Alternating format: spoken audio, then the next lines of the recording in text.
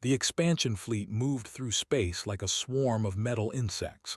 90 warships, each one carrying enough firepower to burn a planet, traveled in perfect formation.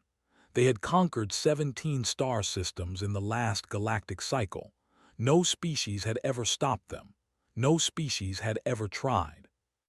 Fleet Admiral stood on the bridge of his flagship, the Eternal Hunger. He was tall for his insect-like body covered in black chitin that gleamed under the bridge lights. His 4 arms were folded behind his back as he watched the stars through the main viewport. His compound eyes saw everything at once, every officer at their station, every light on every console, every shadow in every corner. Had served the Dominion for 40 years. He had crushed rebellions, destroyed fleets, and brought entire civilizations to their knees. Fear was something other species felt. Pride was all he knew. "Admiral," his sensor officer called out, "we are detecting a vessel at the edge of this system." Turned his head slightly. "What kind of vessel?" "Unknown design, Admiral.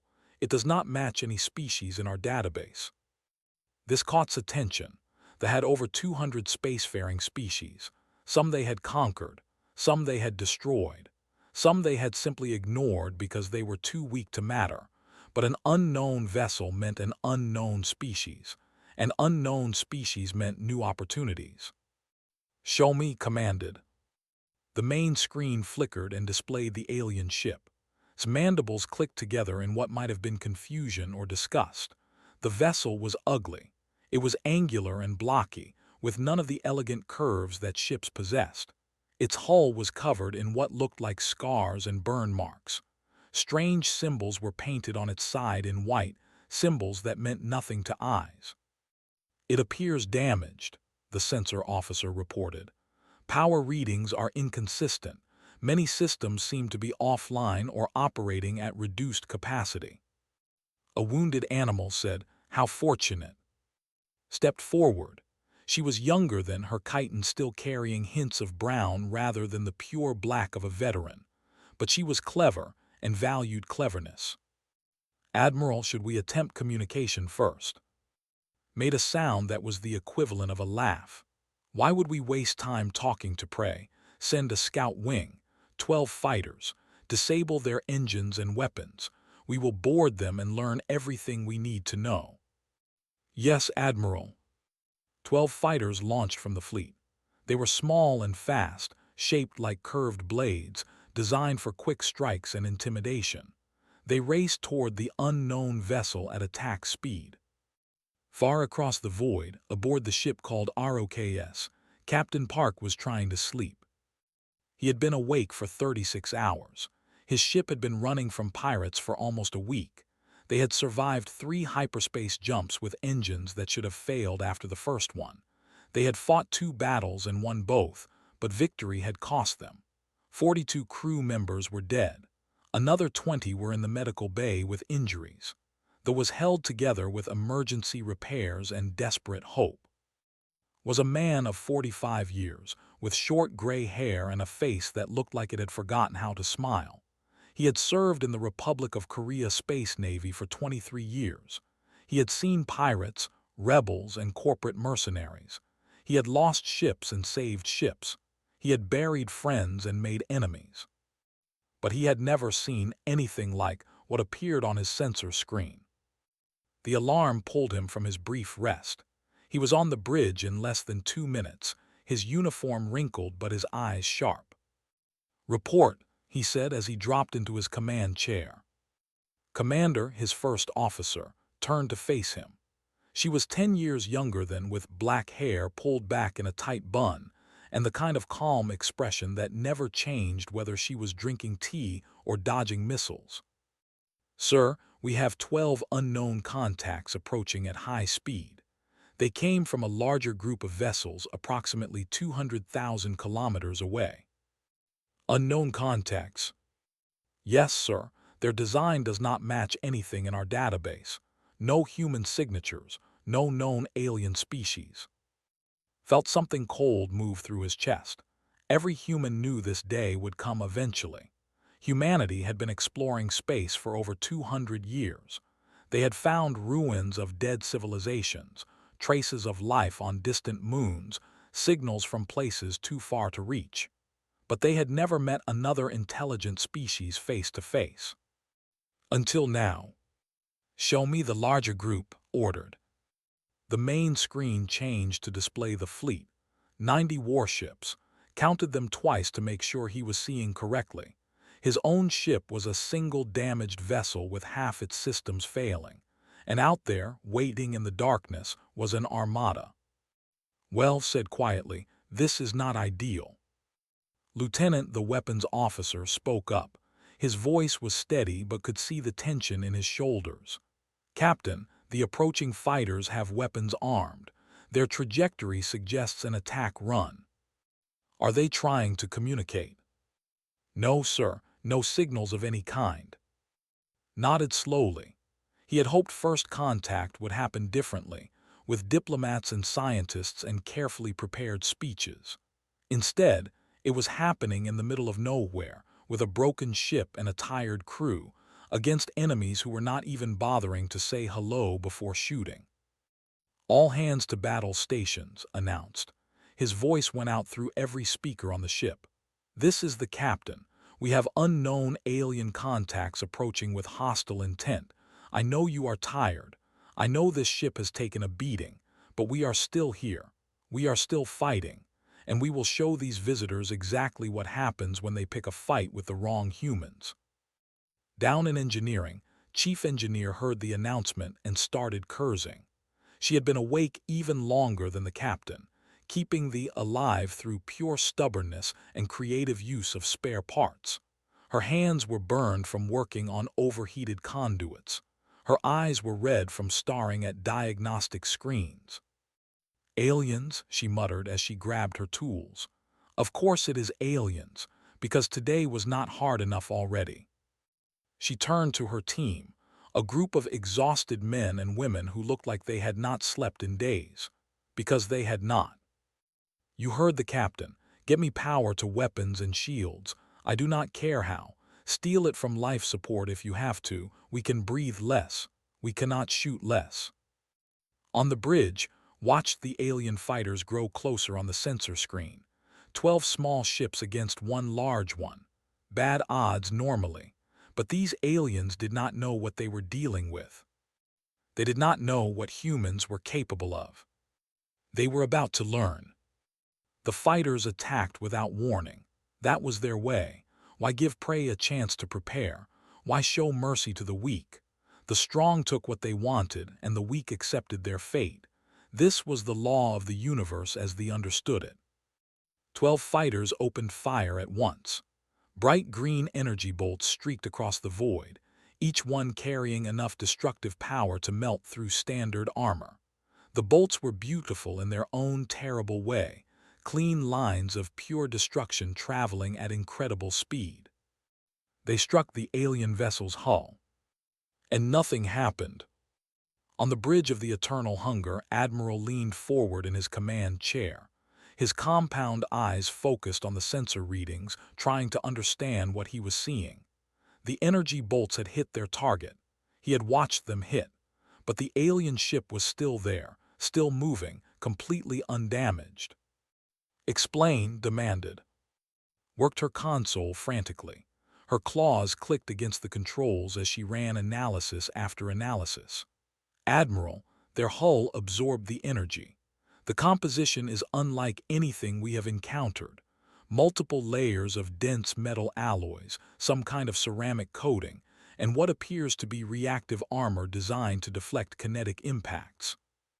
"Reactive armor against energy weapons." "No, Admiral, against physical projectiles. Their armor is designed to stop things that hit it hard." Paused, her mandibles clicking nervously. "They built their ship expecting to be hit, expecting to take damage, and they built it to survive anyway." Did not understand. Ships were built for speed and overwhelming firepower. They destroyed enemies before enemies could touch them. The idea of building a ship that planned to get hit was strange. It was backwards. It was disturbing. "Tell the fighters to increase their attack. Full power weapons." The fighters circled the alien vessel like predators around wounded prey. They fired again and again, pouring energy into that ugly angular hull. Scorch marks appeared on the metal surface. Paint burned away, but the ship beneath remained solid. Watched the damage report scroll across his screen. The shields were taking hits, but they were holding. The armor beneath was doing its job. Human ships were built tough for a reason. Space was dangerous. Pirates were everywhere. And humans had learned long ago that sometimes the only way to win a fight was to survive it. Damage report called out. Minor scoring on the outer hull, sections 7 through 12, reported. No breaches, no system failures, shields at 68% and stable. Their weapons are not very impressive, observed. No, sir. Energy-based, medium yield. Effective against unarmored targets, but our hull plating is handling it well. Lieutenant spoke up from his station. Captain, permission to return fire. Considered the question. The aliens had attacked first. Rules of engagement were clear. But this was first contact, even if it was a violent one. Every decision he made now would shape how humans and aliens interacted for generations to come. Then another volley of energy bolts struck his ship, and one of his crew members reported a small fire on deck 4. That made the decision easier. One round, said. Main, target the lead fighter, show them we can bite back. His hands moved across his console with practiced speed. The might have been damaged, but her main weapon was still operational. The 400mm electromagnetic was mounted along the ship's spine, running almost the entire length of the vessel. It fired solid tungsten slugs at a fraction of light speed. No explosives, no fancy energy beams. Just metal moving very, very fast. The hummed as it charged. Capacitors that had personally repaired 3 times in the last week fed power into electromagnetic coils. The targeting computer locked onto the lead fighter.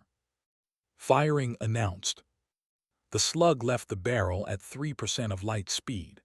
There was no visible beam, no flash of light. Just a tungsten rod accelerating to a velocity that turned it into something far more dangerous than any explosive.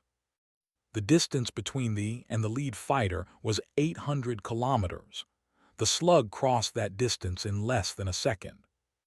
The fighter did not explode. Explosions happen when things burn or detonate. What happened to the fighter was simpler and more terrible. The slug hit, and the fighter ceased to exist. One moment it was there.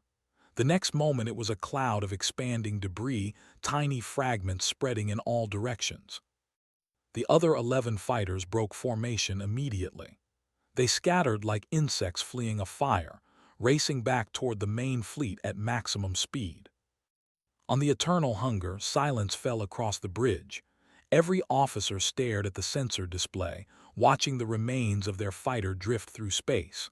One shot, one single projectile, and a fighter, one of the fastest and most maneuverable ships in their fleet, had been completely destroyed. What was that? Demanded. His voice had lost some of its confidence. Worked her sensors, her movements slower now, almost reluctant. A kinetic projectile, Admiral, solid metal, no explosive charge. It was moving at approximately 9,000 kilometers per second. 9,000 kilometers per second, repeated. That is impossible. No mass driver in science can achieve such velocity. It appears the aliens have solved that problem, Admiral. Stared at the debris cloud that had once been one of his fighters. Kinetic weapons, projectiles. Such technology was considered primitive by standards. Energy weapons were cleaner, more elegant, more advanced. Only barbaric species still threw rocks at each other. But the aliens were not throwing rocks. They were throwing metal death at speeds that turned simple physics into a weapon of terrible power. There was no defense against something moving that fast.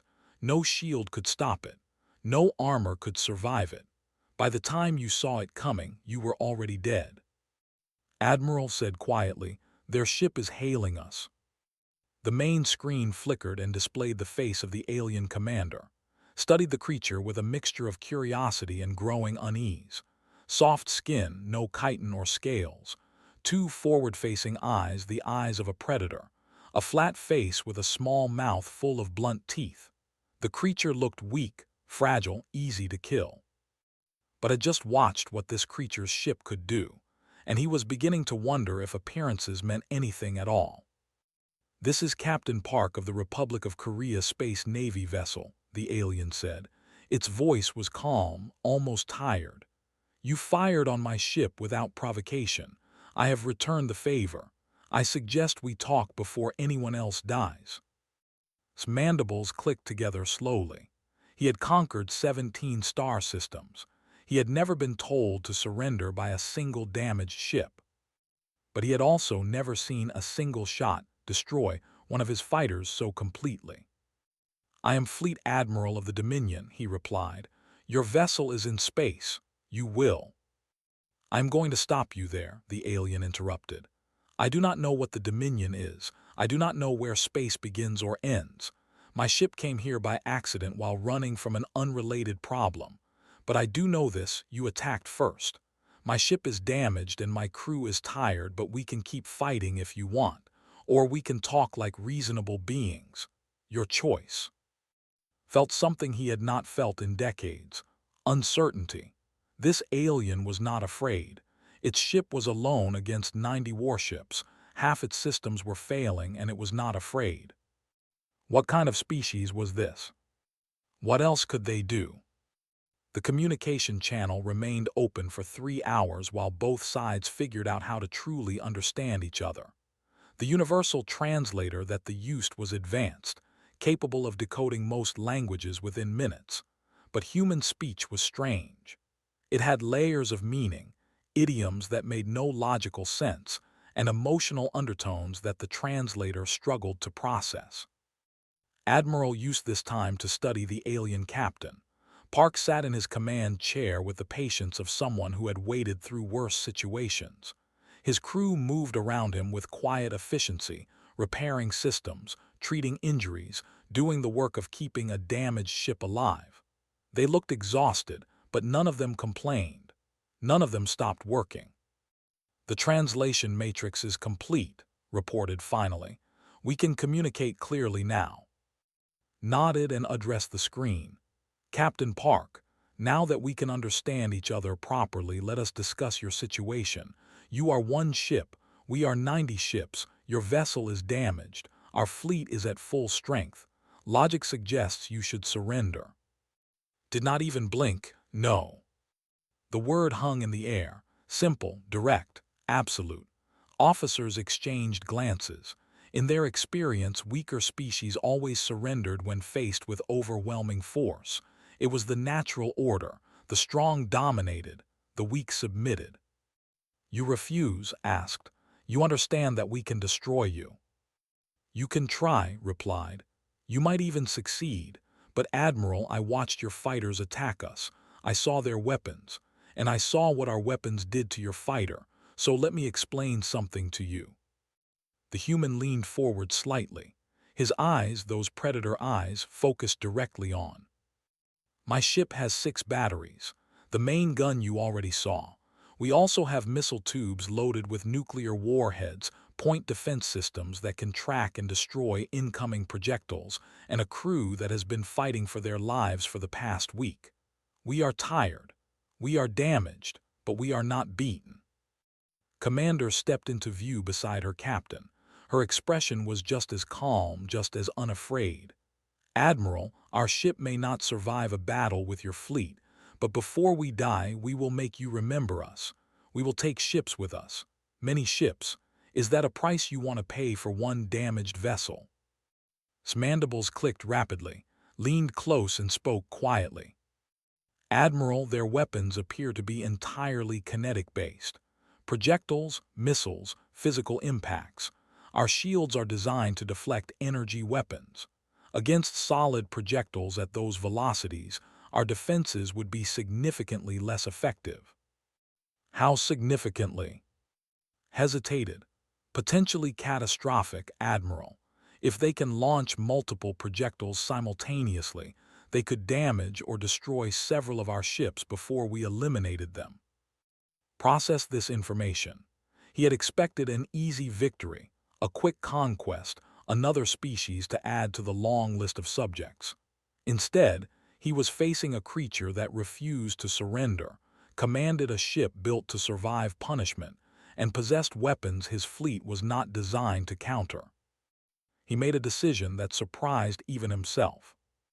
"Captain Park," said slowly, "I propose a temporary ceasefire. Let us exchange information.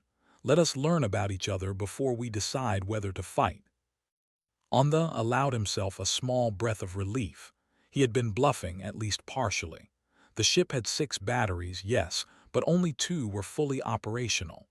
The missile tubes had 4 nuclear warheads left. The crew was beyond exhausted. If the aliens attacked with their full fleet, they would die fighting, but it would still die. But the aliens did not know that, and intended to keep it that way. "I accept your proposal," said. "What do you want to know?"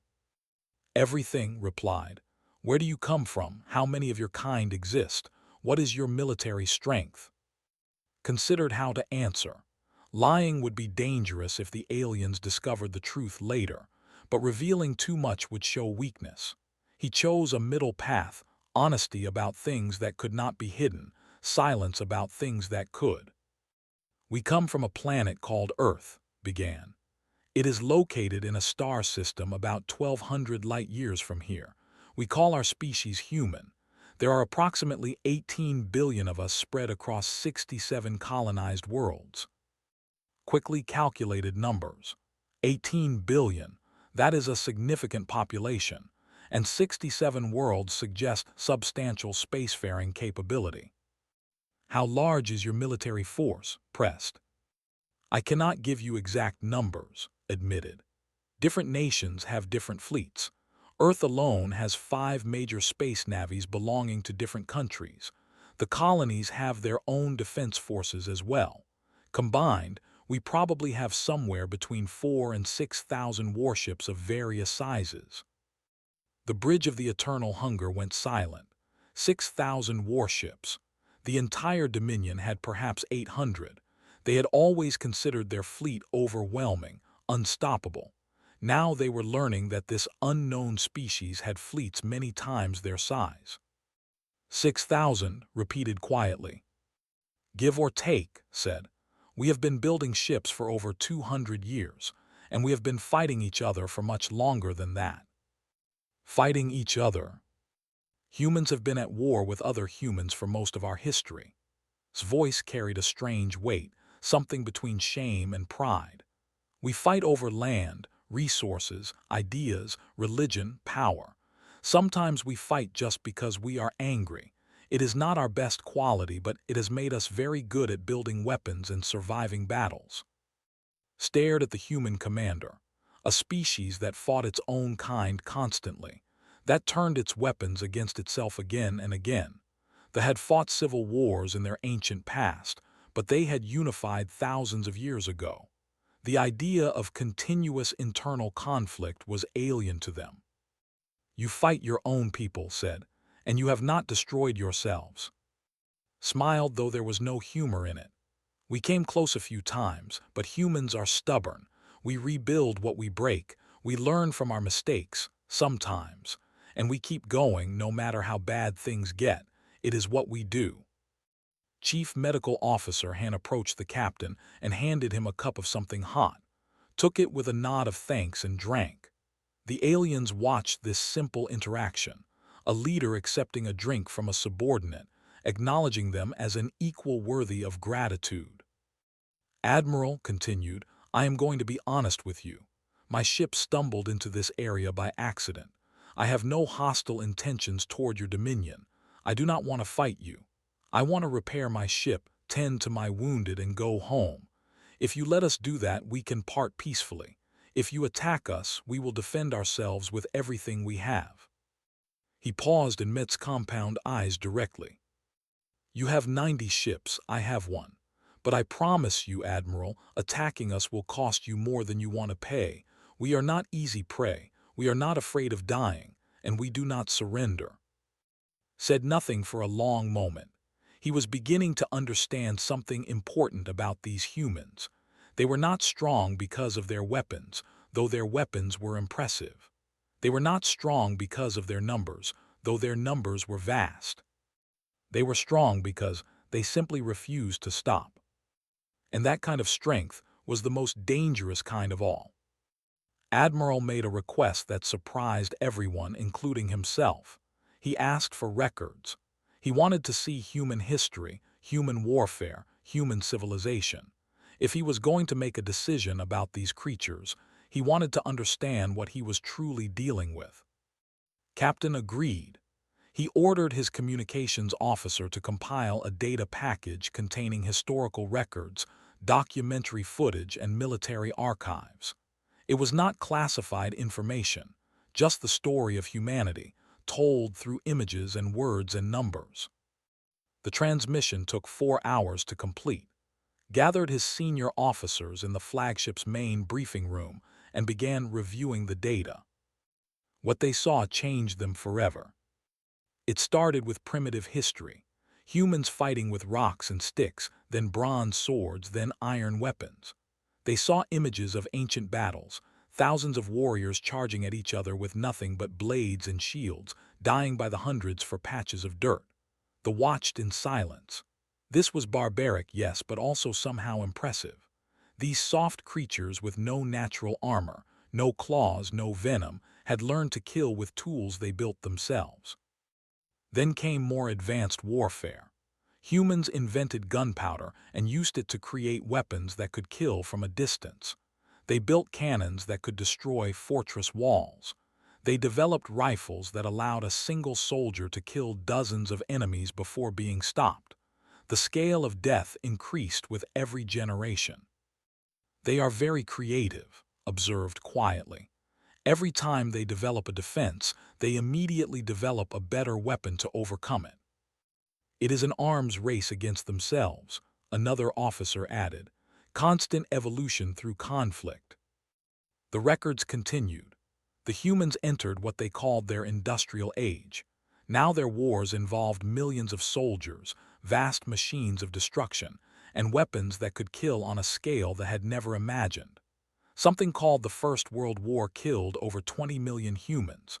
Poison gas, machine guns, artillery shells. Humans found endless ways to destroy each other. But they did not stop there.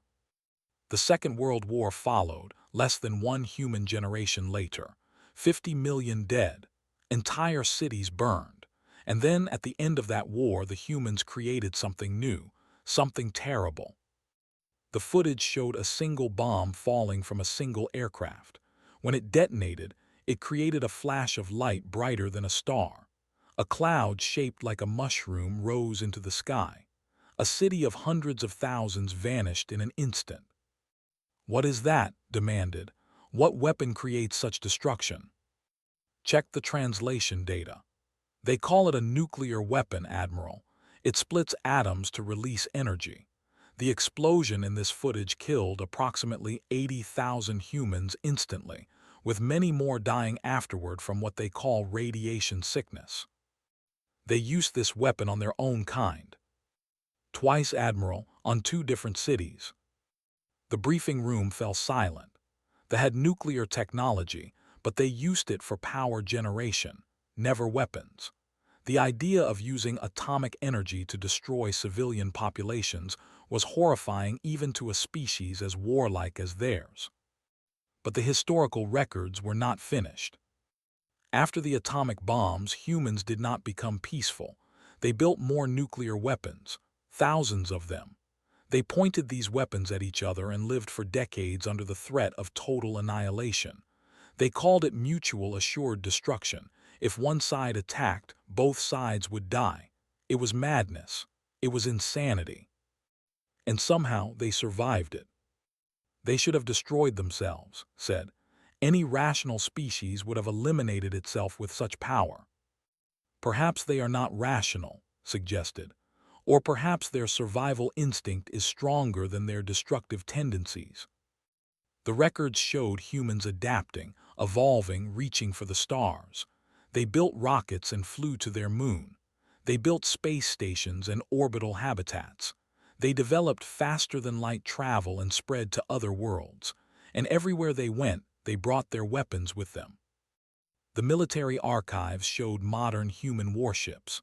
There was a support vessel designed for transporting troops and equipment. The actual warships were much larger, much more heavily armed. Battleships carrying dozens of, carriers launching swarms of fighter craft, destroyers equipped with nuclear missile batteries. Their smallest combat vessel is roughly equivalent to our medium cruisers, reported, her voice hollow. Their largest battleships are flagship by a factor of 4. And they have 6,000 of these ships. According to Captain Park's estimate, yes. Looked at his officers. Veteran warriors, all of them. They had fought against dozens of species and won every time. But now he saw something new in their compound eyes. Fear. Real, genuine fear. There is more, said reluctantly. The human captain mentioned that different nations have different fleets. I analyzed the cultural data to understand what this means. She activated another display. It showed a map of Earth divided into dozens of different territories, each with its own government, military, and flag. Humans are not unified, Admiral. They have hundreds of different governments, different cultures, different languages. The ship we encountered belongs to something called the Republic of Korea, which is just one nation among many. The largest human nations have fleets of over 1,000 ships each. They fight each other even now, even with their nuclear weapons and their massive fleets. Constantly. Smaller conflicts, territorial disputes, economic competition, they seem incapable of lasting peace. Tried to understand. They had unified their species ago. One government, one military, one purpose. It made them strong, efficient, unstoppable. Humans had achieved interstellar travel while still fighting among themselves. They had built vast fleets while their nations competed and quarreled. And yet they had not destroyed themselves. They had survived every catastrophe, every war, every weapon they invented. They kept going, kept building, kept expanding. The final piece of data was perhaps the most disturbing. It was footage of human soldiers in combat. Not naval battles, but ground warfare. Infantry attacking fortified positions, knowing they would take casualties, attacking anyway. Soldiers charging enemy lines with nothing but rifles and courage. Medics running into gunfire to save wounded comrades. Men and women accepting certain death to complete their missions. They advance into danger willingly, whispered. They sacrifice themselves for their units. They do not retreat even when victory is impossible. Watched a recording of human soldiers fighting to defend a position against overwhelming odds. They were outnumbered 10-1. They had no hope of survival, but they kept fighting until the last one fell, taking enemies with them until the very end. We have conquered many species, said slowly. We have defeated powerful enemies, but we have never faced anything like this. Admiral, what do we do? Asked. Thought about the damaged ship floating in space. One vessel, one tired crew, Captain Park and his humans, alone and wounded, refusing to surrender or show fear. If a single damaged human ship could make the entire fleet hesitate, what would happen if they faced 1,000 healthy ships? What would happen if they truly went to war with this species? Already knew the answer. The humans would fight. They would take losses and keep fighting. They would lose ships and build more. They would die by the millions and send millions more to replace them. They had been practicing warfare against themselves for 10,000 years. Against such an enemy that could not win, not really. They might take human territory, destroy human ships, kill human soldiers, but the humans would never stop fighting, never stop resisting, never surrender. They would win battles and lose the war. Admiral prompted again. Made his decision. It was not the decision of a conqueror. It was the decision of a survivor. Prepare the fleet for departure, he ordered. We are leaving this sector. The order to retreat spread through the fleet like ripples in water. 90 warships, the pride of the Dominion, turned away from a single damaged vessel. Many of the younger officers did not understand. They had overwhelming numbers. They had fresh ships and rested crews. Victory should have been certain. But the senior officers who had watched the human history records understood. They had seen what humans were capable of.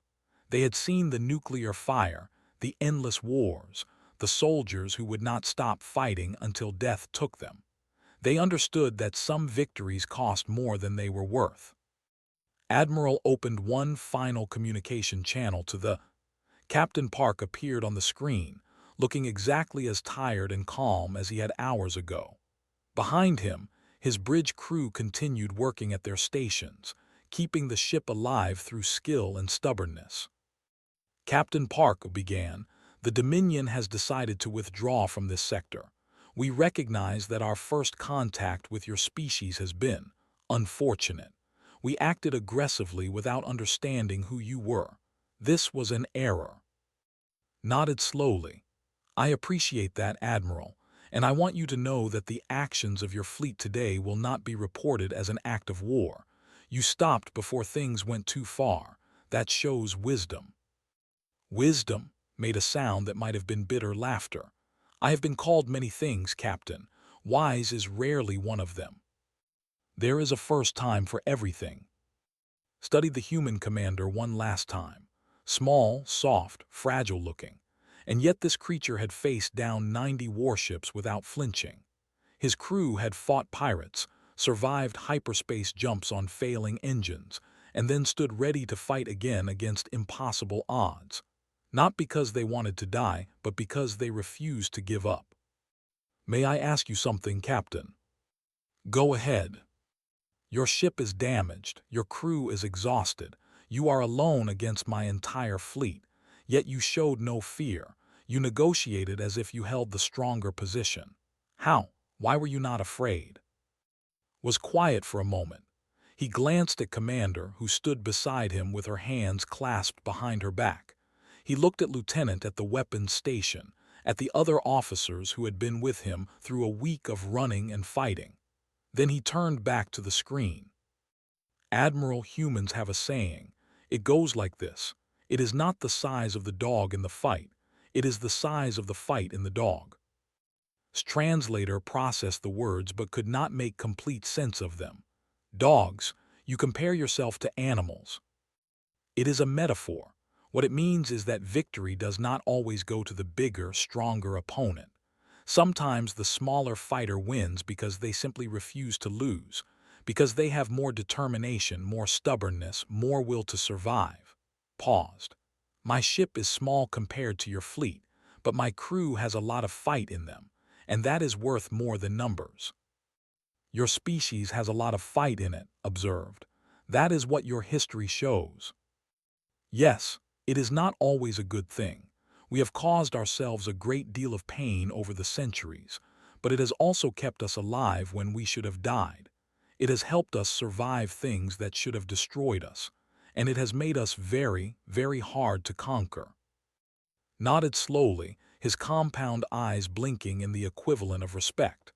"I believe you, Captain, and I believe that my Dominion should not try to test that claim. We will establish a diplomatic corridor through this region. Perhaps, in time, our species can meet again under better circumstances." "I would like that," said. "Humans are not looking for enemies, Admiral. We have enough of those already. We would rather make friends." "Friends," tested the word. "That is a new concept for we have subjects, allies of convenience, enemies. We do not really have friends." "Then maybe that is something we can teach you." The channel remained open for a few more moments. Two commanders from two different species, looking at each other across the void, understanding that something important had happened here. First contact had been violent and tense, but it had not ended in death. That was something to build on. "Farewell, Captain Park," said finally. "I hope we meet again." "Farewell, Admiral, safe travels." The screen went dark. Moments later, the fleet began its departure sequence. One by one, the warships accelerated toward open space, their engines glowing bright blue against the blackness. Within an hour, they had jumped to hyperspace, leaving the alone among the stars. On the bridge, let out a long breath. His shoulders dropped. The tension that had been holding him together for hours finally began to release. "That was impressive, sir," said quietly. "I actually believed we were going to fight them. For a while I thought we were too," rubbed his eyes. "But they were smart enough to learn and wise enough to retreat. That gives me hope for future relations." "Do you think we will see them again?" "Probably. The galaxy is getting smaller every year. Humanity is expanding. So are they, apparently. We will cross paths eventually," smiled slightly. "But next time, maybe we can skip the shooting and go straight to the talking." Chief Engineer emerged from a maintenance hatch, her uniform covered in grease and her face marked with exhaustion. She walked onto the bridge and looked around at the officers who were finally beginning to relax. "Is it over?" she asked. "Please tell me it is over. I have been holding this ship together with wire and prayers for 3 days." "It is over," confirmed. "The aliens are gone. We have a temporary peace."